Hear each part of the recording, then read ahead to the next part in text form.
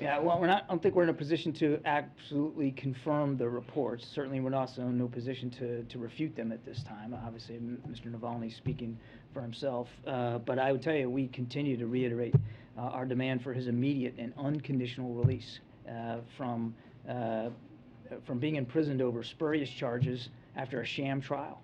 And the Russian authorities ought to immediately end their harassment and intimidation against him and his supporters, and again, continue to call for his immediate and unconditional release. Go ahead, Peter. I have a question about U.S. national security. How is it that you guys have determined that it's in the U.S. national security interest to ask Saudi Arabia to drill more oil instead of just letting oil companies drill more here in the U.S.? Well, I think you know, Peter, there's some 9,000 unused drilling permits here in the United States as well. Look, the oil production issue is a global issue, and OPEC plus 3 has already increased preset increases by more than 50% just for July and August, and we're grateful to Saudi Arabia's leadership on that.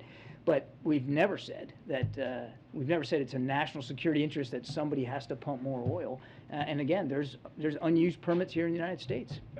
But as a national strategic issue, then how is it how much lower can we let the strategic petroleum reserves get before that becomes a problem? I think I would refer to the president's energy advisors on something like that, Peter. I don't know what the inventory is, but I do, remind, and I think you know this, the president did tap into the strategic oil reserves to try to relieve some of the pressure at the pump, and he'll use a range of tools available to him going forward. I think that's about the best I can do on that. Thanks, Reed. I have a Saudi question, but first, can you comment, or what does the White House have to say about these 2 Americans that have been captured, that were fighting alongside Ukrainian forces? They're missing. They were feared captured by the Russians. Yeah, can't confirm the reports, Caitlin. Just was made aware of them before I came out here. We'll do the best we can to monitor this and see what we can learn about it. Well, without getting into hypothetical, obviously, if it's true, we'll do everything we can to get them safely back home. I do think, however, that this is an important point in time to remind that we discourage Americans from going to Ukraine and fighting in Ukraine. It is a war zone. It's combat. And if you feel passionate about supporting Ukraine, there's any number of other ways to do that that are safer and just as effective. Ukraine is not the place for Americans to be traveling. And has the president been made aware of these reports? I'm not aware that the president has been made aware of it. I mean, it just broke, so I don't know. And my question on Saudi Arabia, why not have the president go there and just not meet with the Crown Prince? The president's going to Saudi for the GCC plus 3, to be honest. It's 9 states in the region. There's a big agenda there, Caitlin, on the Gulf Cooperation Council. It's counterterrorism, it's climate change. Certainly it's oil production, obviously is going to be on the agenda. And a big item on the agenda is the war in Yemen. We got a ceasefire now that's been in place for 2 months, got extended another 2. That's a big deal. That's thousands of lives now in Yemen. I understand there's a lot to talk about, but why, if the president won't even speak to the Crown Prince on the phone, why would he go and meet with him in person? Yeah, no, I was kind of getting there. So in addition to the GCC meeting, there'll be a series of bilateral discussions, as there are on the sidelines of all cooperation councils and summits. He will have a bilateral meeting with King Salman and King Salman's leadership team, and the Crown Prince is on that leadership team. So you can expect that he'll see the Crown Prince while he's there. But he could ask for the Crown Prince not to be in the room, given the CIA has concluded he authorized the murder of a reporter that lived in Virginia. He's going to have a series of bilateral discussions with the kings.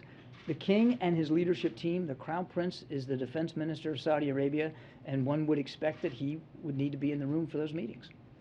John in the back. Trevor Honeycutt from Reuters. Just wanted to close the loop first on the meeting that President Biden had with Bolsonaro of Brazil last week. There's been some reporting that suggested that Biden told Bolsonaro that he would re-examine steel tariffs, Brazilian steel tariffs, and that Bolsonaro asked him for support in the October election against Lula. Are either of those things true? I think we gave a pretty fulsome readout of that meeting, the trip that Kareem was on. I don't have anything more to add than what was in the readout. About those 2 issues, Yeah, but I'm not going to go beyond the read.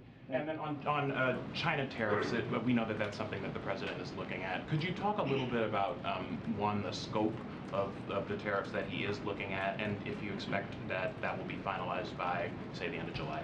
I would just go so far as to say is the president wants to make sure that if we have tariffs in place, that they're serving our interests and the interests of the American people.